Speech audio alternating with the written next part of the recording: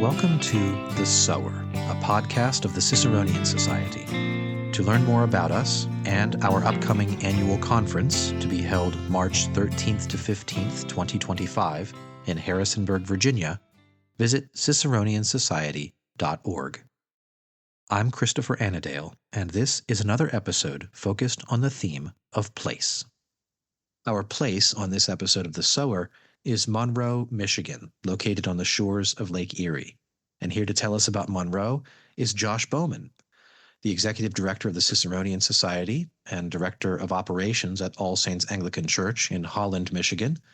Josh received his PhD from the Catholic University of America and has taught political philosophy, American politics, law, media studies at more than 8 different universities. He's also well known as the former host of The Sower. Josh, welcome back to The Sower. Thanks, Chris. So tell us about Monroe. What makes Monroe, Michigan so special?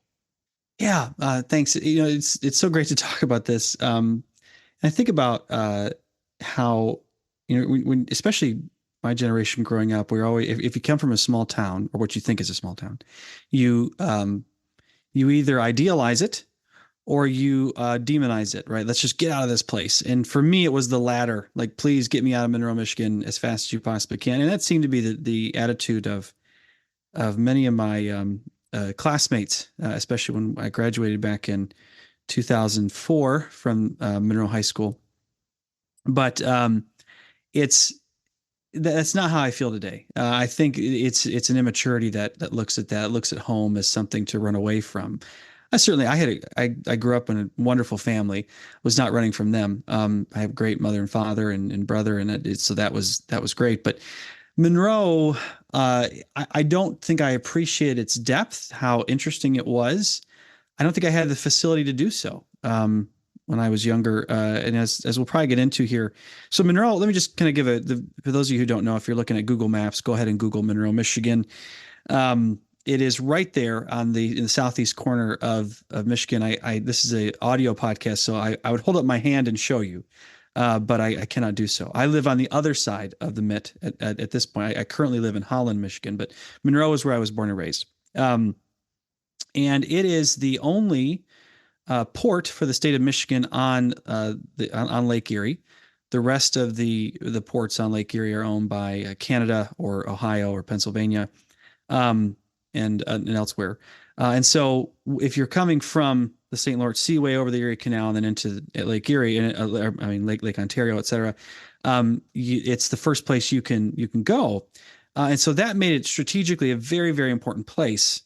And so economically, it has been important. It also has an important place in the history of the kind of the early republic, especially in the War of 1812. And as we'll talk about later, it's the childhood home of General George Armstrong Custer, for better or worse, which is certainly a subject of jokes. It's not a big place. The city of Monroe is about 20,000. Frenchtown Township, which is the part I lived in and is a large part of Monroe County, is about another 20,000. The rest is very rural. Lots of agriculture. It's also the headquarters of Lazy Boy, who is not sponsoring this podcast, but if you'd like to do so, please give me a call.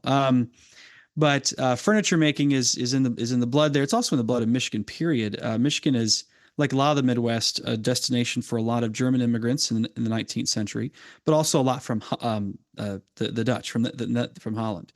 Where I live now on the west side of Michigan in Holland and Grand Rapids, very, very famous for not only its Dutch culture, but also carrying on the tradition of creating furniture. And so Lazy Boy in Southeast Michigan was a big part of that. Also, of course, in Southeast Michigan, you have the auto industry. It's hard to overstate how much that industry pervades every aspect of life in Michigan. If the auto industry suffers, everyone in Southeast Michigan suffers.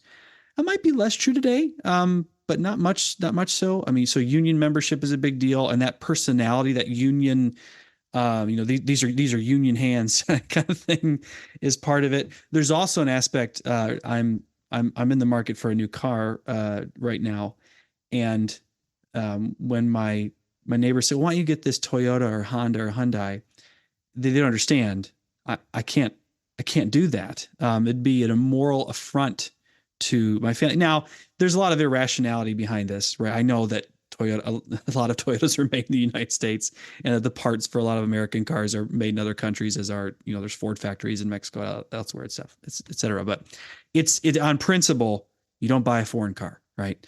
And in Southeast Michigan, that's a big no-no. But so just lots of interesting stuff. It's special about it. It's it's had its ups and downs. It's gone through different times, in different moments that have challenged it, and strengthened it, weakened it. And today, I think it's a place still in search of its identity. I think, as the Ford factory moved out in early 2000s, early aughts, I think it's trying to understand, what does it mean to be from Monroe? I think is a more open question, even more so than it was when I left 20 years ago. Wow, 20 years ago now. So yeah, that's a good place to start. Yeah, I was going to ask. I mean, is thinking being a teenager from a small town, and I was a suburbs teenager, so I came to small town living later Mm-hmm. in my life. But I wonder, of course, first about the difference between sort of seeing Monroe with teen eyes versus seeing, thinking about it, remembering it, maybe visiting it now, and whether there is a certain kind of way it is to be from Monroe, and if that was perhaps one of the things you were trying to escape, and if so, whether you think you succeeded. Well, yeah, I think it's kind of like you can take the kid out of the town, but not the town out of the kid. That kind of idea. And this is very complex. Now, well, at least I think it is. As a teenager, you want to run from it because, in terms of employment, there's very limited options, especially if you're someone like you and I. We focus on life of the mind. I mean, there is a community college there, but it really wasn't a place for me. And there was it's if you have that more humanistic bend, it's not necessarily a place where you're going to thrive immediately. And so it made sense that I would end up in other places. I've lived now in Tennessee, Virginia, um, Louisiana, in Washington D.C., Ohio, and Michigan. Um, and so, but at the same time, and there's also this aspect too, and I think this is still true today. We at the Ciceronian Society, we love local towns, we love local culture, the small town, we celebrate it. But we would make a huge mistake, as you know, if we idealize it, right?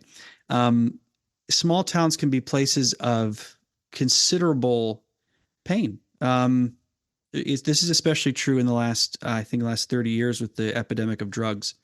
Fentanyl, and opioids have been massive, massive, especially in Monroe. We've had a huge issue with that, which has also contributed to crime, family breakdown, poverty, et cetera. And that was increasingly true when I was on my way out. And so there was also an aspect of trying to leave that. Um, and but to use that kind of lower class poverty struggle was not as obvious to me as a kid. Coming back, I would see it more, and I have a different attitude. I mean, I think as a teen, I was like, let me just get out of it, get away from these people. But no, it's like, no, now you come back and you say, gosh, there's a lot of pain here, because of unemployment, the struggle to move away from it, significant health issues. There's been a lot of up and down with with medical care in Southeast Michigan in the last 20, 30 years. And it was so dependent, as a lot of places in Southeast Michigan were, on jobs, that it was much more susceptible to massive economic shifts in ways that I didn't see before. However, I will say this though. I One thing that's different about Monroe, Michigan, as compared to in the 20th century as compared to the 19th century, is during the Great Depression, and then especially once the New Deal stuff passed, you had FDR flooding out valleys of places in Tennessee to make the Tennessee Valley Authority. That one particular one was Norris Lake, which legend has it, I don't have proof for this, that's where the Bowman family homestead is, somewhere on the bottom of Norris Lake. And a lot of people from La Follette, Caryville, Tazewell, Tennessee, these little towns that you have to get lost to find in Appalachia, A lot of those people came up to Southeast Michigan because we had not only auto factories, but we also had paper mills. And so uh, that was a huge source of employment when they lost their homes, they lost their jobs during the Depression. And also the Port of Monroe was important. We also had the steel factories, et cetera. A lot, there's a Jeep factory in Toledo, and all these different things were employment draws. And so it grows massively in the early to mid 20th century because of that migration. And so there's also a kind of, for lack of a better word, Appalachian hillbilly redneck, as I proudly will refer to myself, in Monroe. And that aspect, when I moved to Tennessee, is very relatable. I fit right in when I went to Tennessee. It wasn't hard at all. Funny. That's not something I'd expect to find on the shores of Lake Michigan. No, or Lake Erie, yeah. Lake Erie, sorry. Yeah. Uh, it's on the shores of Lake. I can tell you it's on the shores of Lake Michigan too. It just looks a little different. Those rednecks came from other places. But that's seeing that part of the culture as being more universal, not just a Monroe thing, I think was helpful. Also, I didn't appreciate the history at all. I just didn't have that historical sense of seeing myself as part of this much larger, older story. And I think that's a huge part of place that we miss is um, it's part of who we are, but it's also part of who we're becoming because we're those, whether they're wounds or benefits, we're reaping the effects of that for centuries later. And I think it's important to think through that. You told me before that Monroe plays a certain role in the War of 1812, where I imagine it's kind of sort of on the outer edge of the frontier, isn't it? Yeah. In the Great Lakes. So, by the time the War of 1812 breaks out, Michigan is not a state yet. It's part of the Northwest Territory. England wants some of their land back. Native Americans want some of their land back. And it's at an important juncture. One of the things that's interesting is so if you're hold out your left hand, looking at the back of it, and the top there is Mackinac, and at the very tip there is Mackinac Island between the two peninsulas, and Mackinac Island has a major fort.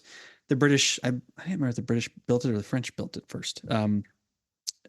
Probably I'm guessing the French built it and the British took it over. Anyways, Americans have it at this point, Fort Michilimackinac. The British invade it, and the Americans like, what are y'all doing? Because we didn't know there was a war. And so by the time they start moving down Michigan, they start moving down the Lake Huron shoreline, et cetera. They get to Detroit, Fort Detroit, and they take it. And so eventually the area of Monroe becomes the River Raisin battlefield. So the Raisin River is a major confluence before that goes through Monroe. It's not navigable by major boats. It's an important river, but it's commercially it's not as massively important. It's called the River Raisin because of the French named it. It's that, going back and forth, but also because there are a lot of grapes that drew on it. Also it used to be called in an Indian language. I don't know the words, but it was referred to as it was named for the sturgeon that go up it. Sturgeon, an ancient fish, really cool looking. I don't think you'd ever see one in River Raisin today. But it was known for that. The Native Americans named it that. Anyways, great farmland, great places to have villages to fish. And so everyone wants it. And this is also on the borders of what was known as the Black Swamp. The Black Swamp is a major, major piece of land on the shores of Lake Erie, right where kind of Michigan and Ohio meet. An incredibly valuable farmland to this day for that reason. There's still it was drained, I think, at the peril of a lot of things, but also was, for disease reasons and otherwise. But major swamps, some great farmland. Native Americans want it. The British, there are Native Americans on both sides, of course, in the War of 1812, but especially the Native Americans in this instance. I believe that the Potawatomi Indians was the historical land. I don't know if that's who was fighting in this case, but Tecumseh, that general who was allied with the British, was not at the Battle of River Raisin in, gosh, I'm not gonna get the year right here. I think it's 1813. Nobody quote me on that. But eventually, what happens is there's a major battle here. General Winchester's part of the story, and the Americans lose. There's two battles actually. I think it's January of 1813. And the Americans lose horribly. Now, the second battle involves a huge contingent of soldiers from Kentucky who come up. I don't think William Henry Harrison's with them, but eventually he gets over here. But and again, the Americans lose. And even after there's a bunch of wounded, there's a significant amount of there's a massacre, as it's called, the River Raisin Massacre, of individuals. It's the largest the largest amount of loss that the American military endured during the War of 1812. Um, Wow.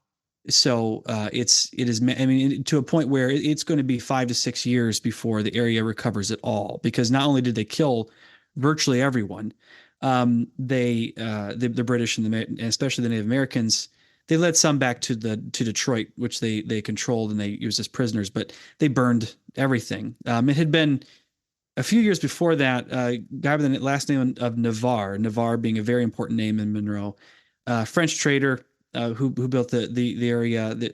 So there's French trading posts, and of course the fur trade's massive in Michigan at this point, and so everyone wants control of the river there, and so eventually they have to rebuild it. But the rallying cry among Kentucky troops and others in Indiana, Ohio, and then later out east as they finish the War of 1812 is remember the raisin. That becomes a call, because especially among Kentucky soldiers, they had lost so many friends and family in that. But that becomes a major point. Actually, to this day, if you go to Monroe, they have several monuments to the War of 1812, but also to that massacre, and it's the only piece of the national park system that I'm aware of that commemorates the War of 1812. And so there's a exhibit there. It's not huge, but it's really interesting. So It's very cool. I had not realized how much of a close connection there was between Kentucky troops and fighting up in the Northwest Territories. Yep. And in many ways, that's also why Tennessee was a part of the story as well, because that's where they get the name Volunteers, right? The Tennessee Vols is they come up to help us during that time. Let me bring us back to the present day, thinking about the current state of Monroe. And, the audio industry is declining. And we might even say, you and I sort of in the academic industry seems to be also declining in a certain kind of dislocation and retrenchment cycle. But thinking from the perspective of places, right? The place is still there. Yeah. Although the factories are gone, the jobs are gone, the fentanyl epidemic has ravaged the population. You've got changes of population as well. Some people might say, one reason why a place like Monroe suffers so much is because the 20th century, the late 20th century economies of scale that helped to build up Detroit and other areas as big as they were, made places like Monroe quite vulnerable to massive shifts in global trade and sort of decline, the economic decline that comes with that one reason that Monroe isn't what it used to be is that it's lost a good deal of its local sovereignty. That there really is a way in which Monroe and Monrovians perhaps are not sort of political masters of their own fate, and perhaps couldn't be in the kind of economy that they're working within, but that perhaps, just sort of imaginatively, imagine a sort of southeastern Michigan Napoleon of Notting Hill situation, where suddenly they get back sort of control of their destiny. You have the sort of great Adam Wayne type figure to lead them. You think there's still a sort of remnant of the kind of Monroe character that might achieve a certain kind of political expression under either a sort of, imaginative fantasy scenario, or maybe under some more realistic scenario in our lifetimes? What do you think of that? So, and this is true of course for so many communities in which they've lost their ability to control much of their own destiny. There's so many layers to that question. On the one hand, just thinking of Michigan politics, there is a significant amount of corporate welfare, in the sense that and very unaccountable. Michigan is notorious. The state of Michigan is notorious for being remarkably not transparent. This is true for Republicans and Democrats. They're terrible at it. They don't want you to look under the hood at all. And so, looking at how different companies have bought off certain, because what will happen in Michigan, like a lot of places, is a company will try and come in. The Goshen mess and up by Mecosta, Michigan, and Big Rapids is one example. It made international headlines. But Monroe's no different than this. You bring in a particular business or industry, people are going to fight it because it's going to close the small businesses. But it's obvious that we, the locals, don't really have much of a say in this because that major company has already bought off the politicians, right? I mean, I hate to say that, it's such a cynical thing to say, but it's hard to not, it's blatantly obvious, both in Monroe and throughout the state of Michigan, and of course, Michigan's not unusual in that sense. There's also elements that are certainly out of the state of Michigan's control, that just massive changes in agriculture have made it harder and harder to be the independent farmer at all, right? And that there's um, that is its own mess in its own right. Increasingly, Michigan agriculture is in the hands of fewer and fewer people, um, and that's a challenge. Most of the agriculture, by the way, in Southeast Michigan is corn, soybeans, and orchards, as well as wheat. But on the other side, it's berries. Here where I live, it's berries and turkey. Turkeys are a big, poultry for some reason, but Huh. berries are the big one. Cherries being up in Traverse City, delicious Michigan cherries. You should try those. Um, there's a little element of that.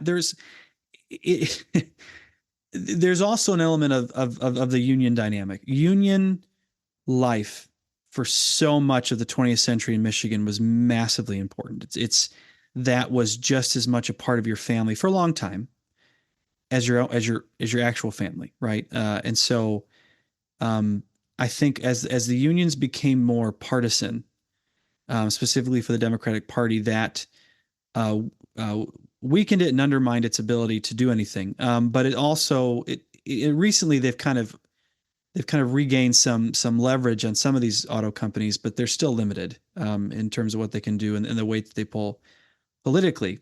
Right to work laws were passed in Michigan, but then they were repealed recently. And I think that aspect here might undermine some of in an attempt to kind of get control and get Ford, GM, Chrysler, whoever to satisfy certain demands of union workers. They've at times undermined their own economic well-being. At the same time, I don't want to diminish the fact that often I'm not anti-union personally. I think unions are a way of demanding levels of justice and fairness that are completely legitimate. To just treat me like a human person, please, CEO. And so there's an aspect of that I think is still very much part of the story in Monroe, the manufacturing history, the industrial history of we were looked over, we were ignored, people moved on from us. We don't necessarily have the same stories as you might hear from, say, um, some of the coal mining towns, or once the mine was done, everyone moved on. But we do have the stories of the closed factories that are just empty shells still to this day.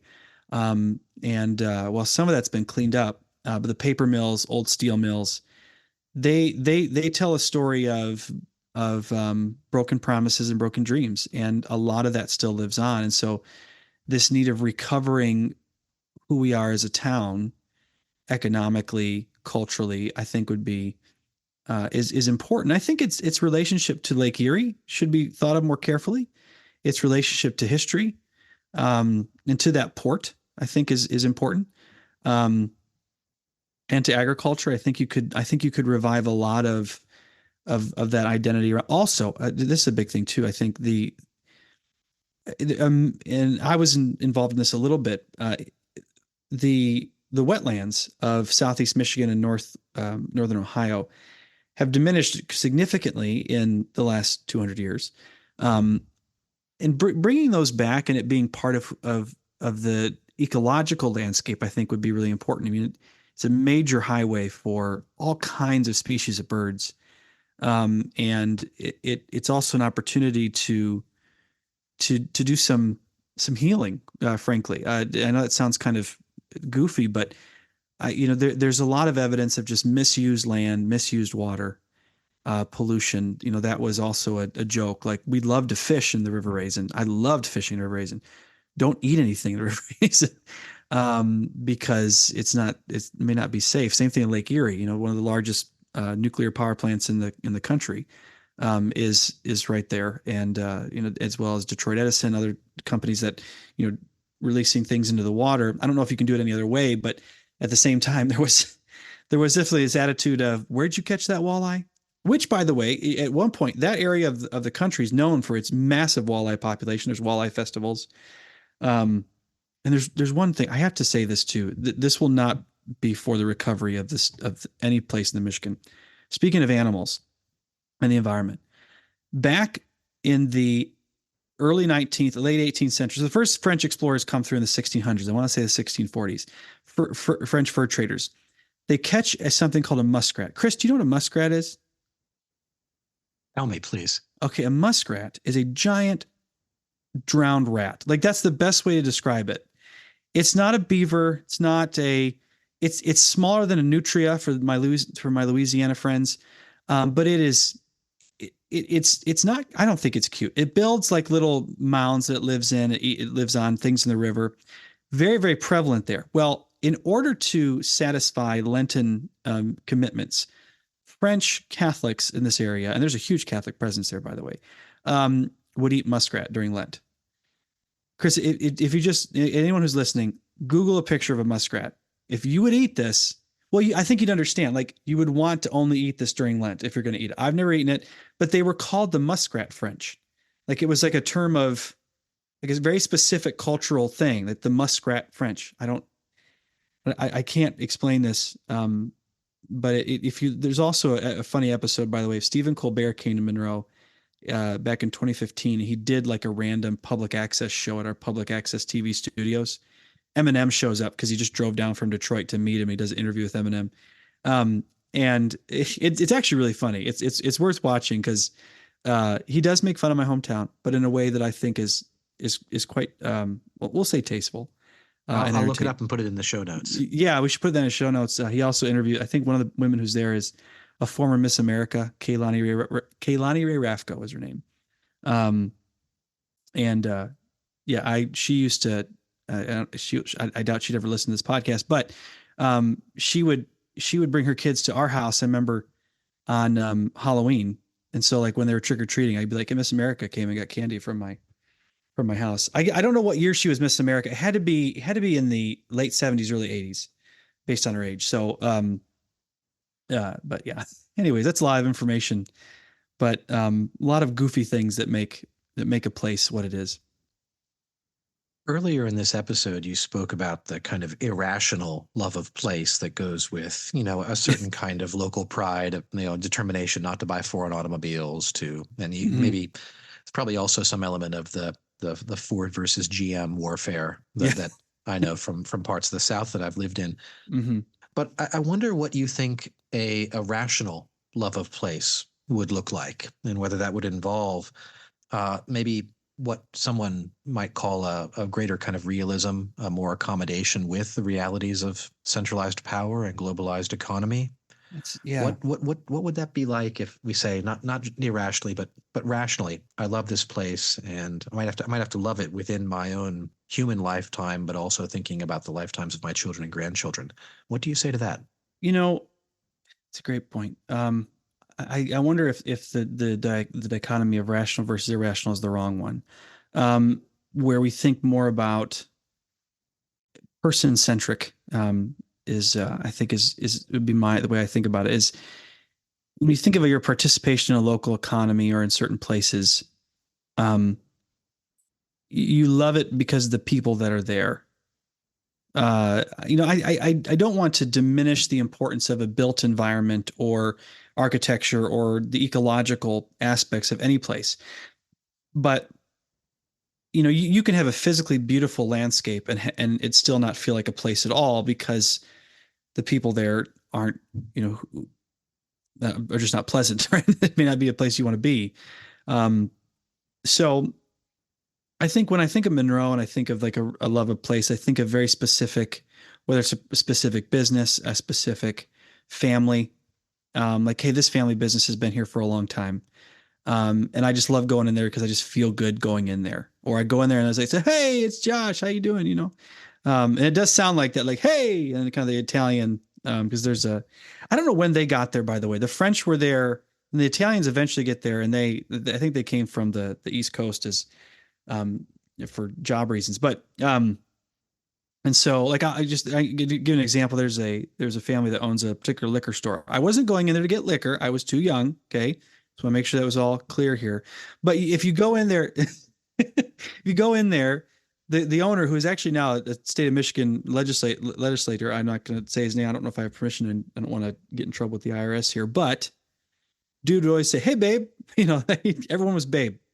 "Hey, babe, how you doing, babe?" "Oh, it's a Bowman," "Oh, you look just like your dad," kind of thing. That's actually a good one right there. When you have multiple generations of people in your family who have lived in the same place, and someone recognizes you as so and so's grandkid or so and so's son, or like, "Hey, how you doing? How's your family?" And they know who you're talking about. That there's something endearing about that. You can't get it in any other place in the country, right? You can get that kind of food somewhere else. You can get that kind of economic or ecological, thing. I mean, and so to me, but there's only a few places where, my grandpa his name was Jim Volpe, and he played football for the local Catholic school at the time back in the day. He's since passed on. But, there's still people who could tell me stories about the game that they saw Jim Volpe play in or something, or they played with Jim Volpe. He hit me so hard, or I hit him so hard, or they'll, they'll get someone say, "You should, I could tell you stories about your dad, that would like, please don't, or something, things like that." Well, you remember the episode about Ennis Montana and recognize the fellow by his eyebrows. Yeah. If you've not listened to that Yeah. one, go back and listen to that one again. Will's the eyebrows? Episode. Or whatever. Yeah, he said. Right. Yeah, I don't know what mine. I think is a walk. Apparently, I walk like my dad. Actually, we're recording this today on his birthday. But God bless him. Yeah, yeah, and so there's elements of that, and just like, are you so and so's uncle? Were you in that thing? Also, one of the things in my past life that, Chris, I don't know if you know about, but I did a lot of music and theater for a long time. And I thought that's where my life was headed, but it did not. And so there's also this element of, I saw you in that show, or I saw you sing that at that place in that event or something. And that was important to me. It just being not so much to have fans, but to have that kind of community memory. One way to think of place too is a place that means something to you personally is a place where you could have small talk and it not be superficial.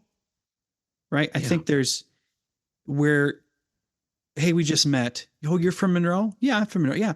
And then you can go into like different restaurants and trials and tribulations and roads and streets. And, "Hey, did you hear that bowling alley burned down several years ago?" "Yeah, I used to grow up going there all the time." Or there actually was one of the things I've learned recently is Monroe was known for its flowers. I didn't know that, but it was at a lot of greenhouses, random. In there was a nursery that burned down a few years ago, and it was really upsetting to a lot of people, because like it had this old history. Like, I used to go in there for no reason, just to talk shop, talk about farming. It was interesting dynamics. Yeah, or you just talk about the difference, the rivalries, right, between the schools. That's always, I mean, football is just like the South. Football in rural Michigan is a big deal. Huge, yeah. For better or worse. And so that was always an interesting story. I think that's also what gets you to a sense of place. But one of the things, and I know you've probably encountered this too, is, I've read a lot of books about place. We've talked a lot about it at the Ciceronian Society. It's very, very hard to generalize about and give yourself a theory, if you will. It's so much easier for me to talk about a specific place. It's very Aristotelian in a way. Like, it's very hard to talk about place in the form of place, right? Exactly. Well, exactly. Yeah, and I think it's that's incredibly particular. Yeah, an aspect of this as well. Before we run out of time, let me be sure to ask you about George Armstrong Custer, and yes. what it's like to be from a place that maybe is associated with someone with a little bit of notoriety. What's that like, and what's the role of Custer in the history of Monroe?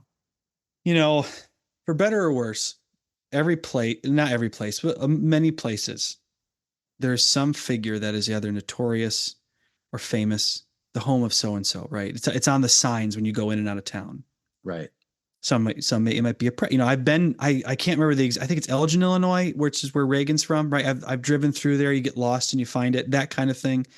Or it's this famous author. No, not Monroe. Monroe, you drive in town, home of General George Custer. Oh boy. Somehow, despite the enthusiasm for the destruction of statues in the last 10 years, that one has survived. I don't know how, but General Custer is on a standing horse in the center of town, and it is an anatomically correct horse. The horse is male. You can imagine what teenage kids did with that. Not me, but it's just a funny aspect here. If y'all can just I believe you, Josh. deal with the levity. Okay, Don't Google it. Don't Google it, Chris. Okay. Anyways, so George Armstrong Custer. Now, for those, let me just kind of give a quick version here. And I'm no historian, so don't quote me here. This is not for your research paper. Born in, I think it's New Rumley, Ohio. It's a small speck of land in the Appalachian part of Ohio. When he's young, ends up moving with his family to what is now Monroe, Frenchtown Township. He So he spends his childhood here. His brother's here. He meets his future wife, Elizabeth, here, and he grows up in the town. I mean, I can tell you, his one of the childhood homes is still actually right across, like just down the road from where my grandma lives. It's privately owned, but there's like a historical thing in front of it. And so it's known as the home of General Custer. He would eventually leave. He'd go to a school in Ohio for a little bit. I can't remember what it's called. He eventually ends up at West Point, where he's trained, and eventually he's in the Civil War. In the Civil War, he is both notorious, but also he has moments of brilliance and bravery, if not recklessness. He is someone who he's not afraid. And so I think there was, for a long, long time, there was a lot of pride, like, because he fights for the Union. And which is striking. Remember, let's go back to the fact that a lot of Southerners had come up here, at the later on. But there wasn't that Southern personality yet. And so there's, because the Bowman, I hate to say it on, and have it published, but the Bowmans definitely fought, for the Confederacy. We have the evidence of that. Not just to be clear on this podcast, I'm not proud of that, but a lot of Monrovians, whatever we want to call us, Monroeans, they were proud of General Custer for a long time because he was brave. The number of engagements he fought in the Civil War is extraordinary. He was a brilliant cavalry officer. He's at many of the major events in the Civil War, including Gettysburg.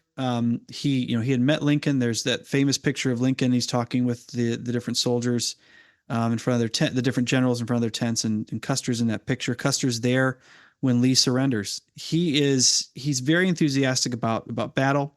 There's actually a time when he eventually gets injured, comes back to Monroe, starts to recover. Grant doesn't want to put him back out in the field because he thinks he's a liability, rightly so. At one point he thinks about running for office. On the Democratic ticket, interestingly, because he eventually does a tour with Andrew Johnson, and is friendly with Andrew Johnson. I don't know if he drinks as much as Andrew Johnson, but he's certainly in the same boat. And then eventually he's assigned to, I can't remember what the cavalry regiment is. He's still a general. He ends up in the West fighting the Indian Wars, because notoriously, as the country spread west, we violated treaty after treaty, and went to war. Now, he famously dies at the Battle of Little Bighorn, the battle where no one survived. A lot of disagreement among historians about what actually happened, and part of the thing is that there were no white men who survived to tell the tale. What we know of the battle is based on the cleanup essentially afterwards, but also talking to Native Americans, years and years later. He was buried there in a shallow grave. What was left of him and his brother was then reinterred, or at least Custer was reinterred at West Point. So he's not buried in Monroe. It's a really interesting, dynamic. It's not a point of where I would say I'm proud to be from the home of General Custer, because he took courage to a reckless extreme. I think in many instances, probably took it too far at times. He was not. He had an extraordinary amount of demerits. Not a good student at all by his own admission. He didn't really care. Military. It's amazing he stayed that long in the military at all. I think they just needed someone who was crazy enough to do what he did. Now, whether or not the battle of Little Bighorn was his fault is a different story. There's conflicts here, because a scout goes out to see an Indian encampment and comes back and says, "Look, it's not that many people." Well, I mean, by the time they get there, they're outnumbered like 3 or 4 to 1. It's just apps. There's no chance. Custer's famous last stand, as it's called, right? And so it's just Custer's last folly, and it finally cost him his death. His wife lived to be into her 90s, and she stayed. She was in Monroe for a while, and then she moved to New York City. I think New York City. But yeah, it's been interesting. Right? I don't. I wouldn't cry if they took down his statue. I think I'd be upset if they took down statues of people like Navarre. I think he had a lot of courage, and he rebuilt the town after War of 1812. And so there are certain families that have done a lot, or that made Monroe what it is. Custer is more of a anomaly.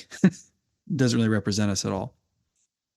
That's really interesting. That was not what I expected to hear when I asked you about Custer. But fascinating story, fascinating link in with history. He seems perhaps like somebody who's famous from Monroe, but Yes. not necessarily sort of Monroe or helped to make the town what it is. It did No. all of his work, of course, on the national stage, far away from the hometown for the most part. Yeah. I mean, he's just in terms of his statue's the biggest one by far. But I wouldn't, if it went away tomorrow, I really wouldn't care. And I know that some, maybe our fellow conservatives might be upset. I don't think we should forget about him. I think he's an important part of our history. He's not someone that I want my kids to emulate, right? He's not someone who I think he doesn't strike me as someone who loved his country more than himself. And maybe I'm wrong. He wrote a lot. So there's a lot to be read. I mean, there's a lot of research to be done there. His wife wrote 3 biographies of him. Oh, And wow. it sounds like, by the way, in my reading of it, he wanted to be a kind of Buffalo Bill, right? Where you go on these adventures and you make a living off being famous for this, right? And doing maybe sideshows later on. But he died before he would ever do that. But I think he had that same kind of personality. He was great at playing the media, at just becoming larger than life. For his own personal gain, not necessarily always for the better of the country. Well, it sounds like we've circled back to the whole question of sort of notoriety versus virtue and this kind of Aristotelian aspect of place, and then Yeah. the radical particularity of it.